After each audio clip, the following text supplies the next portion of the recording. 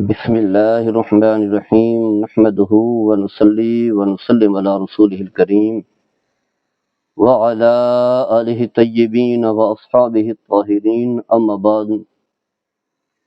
حضرات گرامی، آج کے درس میں یہ بتانا ہے کہ آیا گناہ کی بھی لذت ہوتی ہے جیسا کہ عبادت اور نیکی کی لذت ہوتی ہے؟ تو یہ بات واضح ہے کہ گناہ بھی ایک لذت ہے، معصیت کی بھی ایک لذت ہوتی ہے۔ جو شخص بھی شراب نوشی کر رہا ہے تو شراب نوشی میں وہ لذت محسوس کر رہا ہے، تب بھی وہ شراب نوشی کرتا ہے، ایک وافر کثیر سرمایہ خرچ کرتا ہے، اس کے لیے محنت کرتا ہے، تگداس کرتا ہے اسی لذت کو پانے کے لیے۔ یا اسی طرح کوئی شخص جو ہے گناہ کا مرتکب ہوتا ہے، بدکاری کا مرتکب ہوتا ہے، تو اس گناہ میں وہ لذت پا رہا ہوتا ہے، تب جو ہے وہ ایک وسائل استعمال کر کے گناہ کا مرتکب ہوتا ہے۔ یا اسی طرح بہت سارے گناہ پر مبنی کام ہیں، کسی کا قتل ناحق ہے تو وہ بھی ہے، آخر اسے لذت محسوس کر رہا ہوتا ہے، تو گناہ کی بھی ایک لذت ہے۔ لیکن یہ بات واضح ہے کہ گناہ کی لذت اسے ملتی ہے کہ جس کا باطن جو ہے اللہ سے جڑا ہوا نہیں ہے، جس کا باطن جو ہے وہ پاک نہیں ہے، تزکیہ باطن نہیں ہے، تصفیہ قلب نہیں ہے۔ گویا کہ باطن جو ہے، قلب جو ہے، وہ گناہوں کی وجہ سے زنگ آلود ہو چکا ہے۔ ایک گناہ ہوا تو گناہ کے بعد اگر اس نے بارگاہ خداوندی میں توبہ نہیں کی، نادم و شرمندہ نہیں ہوا، اور بلکہ گناہ کر کے جو ہے اسے اس نے جائز سمجھ لیا اور اس پر کوئی نہ کوئی دلیل پیش کرنے لگ گیا کہ شراب نوشی کر رہا ہے تو یہی کہتا ہے کہ فلاں بھی تو شراب نوشی کرتا ہے، وہ بھی تو شراب پیتا ہے، فلاں مذہبی آدمی عالم دین بھی شراب نوشی کرتا ہے، بھی عالم ہو یا غیر عالم ہو۔ اگر عالم جو ہے گناہ کا ارتکاب کر رہا ہے تو واضح ہے وہ اللہ کی نافرمانی کر رہا ہے۔ یہ نہیں، اس کا معنی یہ نہیں ہے کہ وہ کر رہا ہے تو تم بھی گناہ کے مرتکب ہو جاؤ، کہ فلاں شخص نے اگر جو ہے وہ خودکشی کی ہے تو تم کو کہ فلاں نے کی ہے میں بھی کر رہا ہوں، فلاں شخص نے جو ہے آگ میں چھلانگ لگا دی تم بھی لگا دو، تو ایسے تم نہیں کرو گے۔ لیکن یہ مطلب یہ ہے کہ گناہ کر کے نادم و شرمندہ ہونے کی بجائے کہ میں نے شراب نوشی کر کے اپنے رب کو ناراض کیا ہے، اپنے باطن کو نقصان پہنچایا ہے، کیونکہ اللہ نے یہی فرمایا انما الخمر والمیسر والانصاب والازلام رجس من عمل الشیطان فاجتنبوه لعلکم تفلحون انما یرید الشیطان ان یوقع بینکم العداوۃ والبغضاء فی الخمر والمیسر ویصدکم عن ذکر اللہ وعن الصلاۃ فہل انتم منتہون۔ یعنی اتنی خرافات بتائی گئی ہیں، شراب نوشی ہو، جوا ہو یا باقی جن گناہوں کا، گناہ کبیرہ کا یہاں تذکرہ کیا گیا ہے، اتنی ساری جو ہے ان کی قباحتیں بیان کی کہ یہ گندگی ہے، گندگی جو گندگی ہم پھینک کر کے آتے ہیں یہ گندگی ہے، شیطانی عمل ہے۔ شراب نوشی کرنے والا یاد الہی سے غافل، نماز سے غافل، عبادت سے غافل رہتا ہے۔ بہت ساری جو ہے قباحتیں بیان کی گئی ہیں، لیکن اس کے باوجود جو ہے جو شخص جو ہے بازار جاتا ہے اور شراب لے کر کے آتا ہے، پیسے بھی خرچ کر کے آتا ہے، تو گویا کہ وہ سے لذت پاتا ہے۔ لذت پانے کی وجہ یہی ہے کہ باطن جو ہے وہ پاک نہیں ہے۔ اس لیے نبی کریم صلی اللہ تعالی علیہ وسلم نے فرمایا کہ الا ان فی الجسد لمضغۃ اذا صلحت صلح الجسد كله واذا فسدت فسد الجسد كله۔ فرمایا کہ انسان کے جسم کے اندر ایک ٹکڑا ایسا ہے، ایک حصہ ایسا ہے، ایک لوتھڑا ایسا ہے کہ اگر وہ ٹھیک رہے تو باقی اعضاء اس کے تابع ہو کر کے ٹھیک رہتے ہیں۔ آنکھوں میں شرم آ جاتی ہے، کان جو ہے برائی والی باتیں نہیں سنتے، غیبت والی باتیں نہیں سنتے، ہاتھ جو ہے کسی کو تکلیف نہیں پہنچاتے، پاؤں جو ہے، قدم جو ہے برائی کی طرف نہیں بڑھتے، سارے اعضاء جو اس کے تابع ہوتے ہیں کیونکہ مین ہے۔ اور میں اگر وہ بگڑ جائے تو پھر باقی اعضاء بھی بگڑ جاتے ہیں، نہ شرم حیا رہتی ہے، نہ شرمگاہ کی حفاظت ہوتی ہے، نہ زبان کی حفاظت، نہ باقی اعضاء کی حفاظت۔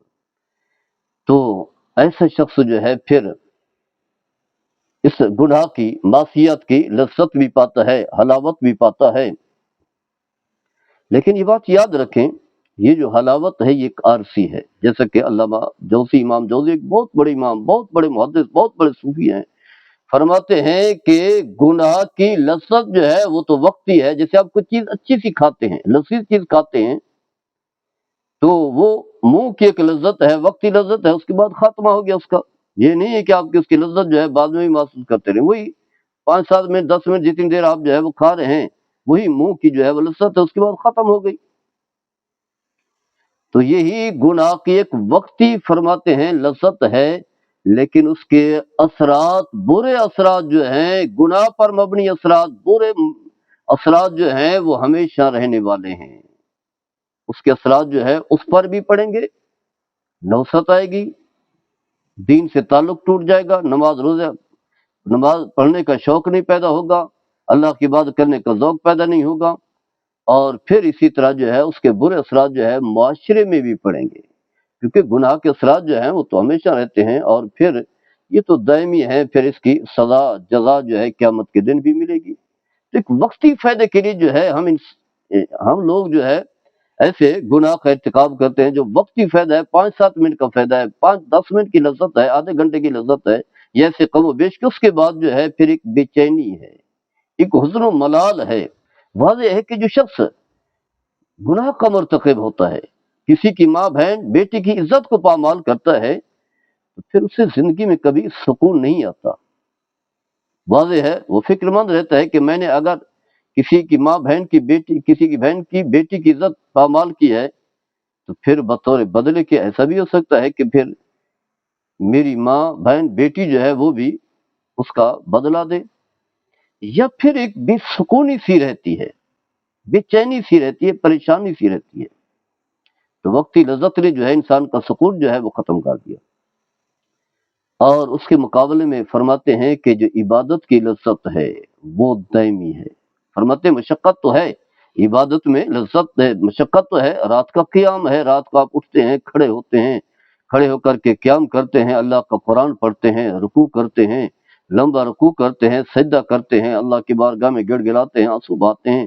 کبھی رکوع ہے، کبھی سجدہ ہے، کبھی قیام ہے، کبھی تشہد میں، کبھی کسی حالت میں ہے، کبھی قرآن پڑھ رہے ہیں، کبھی جو ہے گڑ گڑا رہے ہیں. تو یہ 2-4 گھنٹے یا اس سے کم و بیش 15-20 منٹ جتنا بھی ہے، مشقت تو ہے. آپ نے وقت نکالا ہے اور اپنے آپ کو جو ہے تکلیف میں، یہ مشقت تو ہے. لیکن فرماتے ہیں یہ عبادت کی جو مشقت ہے یہ حلاوت، لذت اور سکون کا ذریعہ ہے. اس کی چاشنی، اس کی لذت جو ہے پھر ہمیشہ رہنے والی ہے. مشقت جو ہے وہ عارضی ہے، وقتی ہے، لیکن اس کی برکات اور اس کی لذت، اس کی چاشنی جو ہے وہ ہمیشہ ہے. جب بھی آپ بیٹھیں گے تو آپ محسوس کریں گے کہ میں اس وقت کتنا مزے میں تھا جب طواف بیت اللہ کر رہا تھا، حج بیت اللہ کر رہا تھا، وقوف عرفات کر رہا تھا، وقوف مزدلفہ کر رہا تھا، صفا مروہ کی سعی کر رہا تھا. رات کو خواب آتے ہیں تو وہ بھی مزے کے خواب آتے ہیں.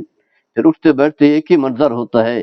کبھی میں نبی کریم صلی اللہ تعالی علیہ وسلم کی بارگاہ میں آپ کے روز انور پر کھڑے ہو کر کے عاجزی کے ساتھ سلام پیش کر رہا ہوں، یا نبی سلام علیکہ، یا رسول سلام علیکہ. تو اس کی اپنی ایک لذت ہے، اس کی اپنی ایک چاشنی ہے، اور خود بخود آنکھوں سے آنسو نکل آتے ہیں. اور اس کی جو برکات ہیں، اجر و ثواب ہے، وہ انسان اس کا تصور بھی نہیں کر سکتا. نیکی الگ ہے، اجر و ثواب الگ ہے، لیکن اس کی لذت جو ہے وہ الگ ہے. تو الغرض گناہ کی بھی جو ہے وہ لذت ہوتی ہے، جیسا کہ علماء نے بیان کیا ہے. اور پھر واضح ہے کہ اگر انسان اللہ تعالیٰ کی نعمتوں کو یاد رکھے، اللہ کی عبادات کو یاد رکھے، ان کا تصور رکھے ہمہ وقت، تو پھر انسان جو ہے گناہ سے بچ سکتا ہے. واضح ہے جب گناہ سے بچے گا تو گناہ کے برے اثرات سے بھی بچ جائے گا. اگر کسی وجہ سے گناہ ہو بھی جاتا ہے تو اس گناہ کی لذت اسے نہیں آئے گی، بلکہ بے چینی رہے گی، پریشانی رہے گی. مجھ سے یہ گناہ ہو گیا، کیونکہ کوئی انسان گناہوں سے پاک تو ہے نہیں. معصوم جو ہے وہ تو انبیاء ہیں. جیسے ہمارے سامنے جو ہے کچھ صحابہ کی مثالیں ہیں، ان سے گناہ ہو گیا، بارگاہ مصطفیٰ صلی اللہ تعالی علیہ وسلم ہم حاضر ہوئے، یا رسول اللہ صلی اللہ تعالی وسلم ہم سے گناہ ہوئے، ہم پر جو ہے شریعت جو ہے وہ لاگو کریں، شریعت جو ہے ہم پر اس کا نفاذ کریں. تو جب تک کہ شریعت کا نفاذ نہیں ہوگا، ہوا، سنسار نہیں کیا گیا، اس وقت تک جو ہے ان کا سکون ختم ہو گیا، بے چینی رہی۔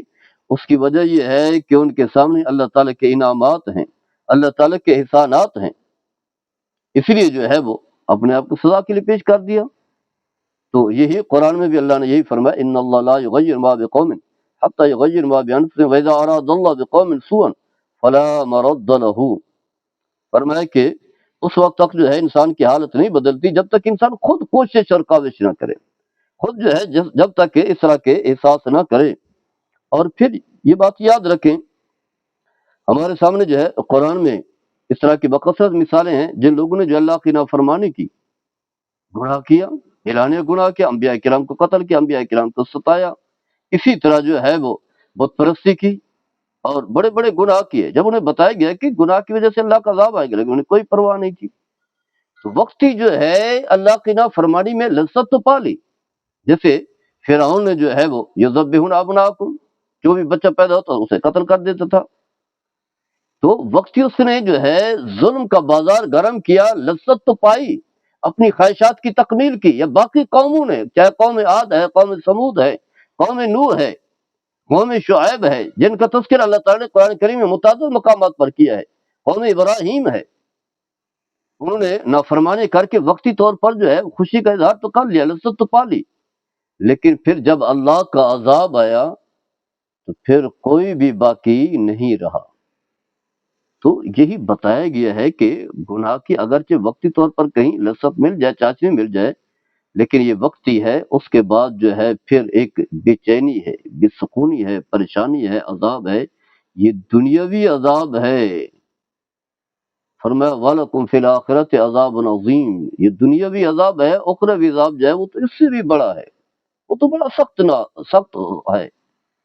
تو لہذا وقتی لذت کے پیچھے آپ نہ بھاگیں، گناہ کی لذت نہیں، عبادت کی لذت جو ہے وہ حاصل کریں۔ اگر اس طرح کا کہیں میلان ہو گناہ کی طرف، اللہ کے احسانات کو یاد کریں، اللہ کے انعامات کو یاد کریں، تاکہ آپ گناہ سے بچ سکیں۔ اللہ تعالیٰ ہم سب کو عمل کرنے کی توفیق عطا فرمائے۔ وما علینا الا البلاغ۔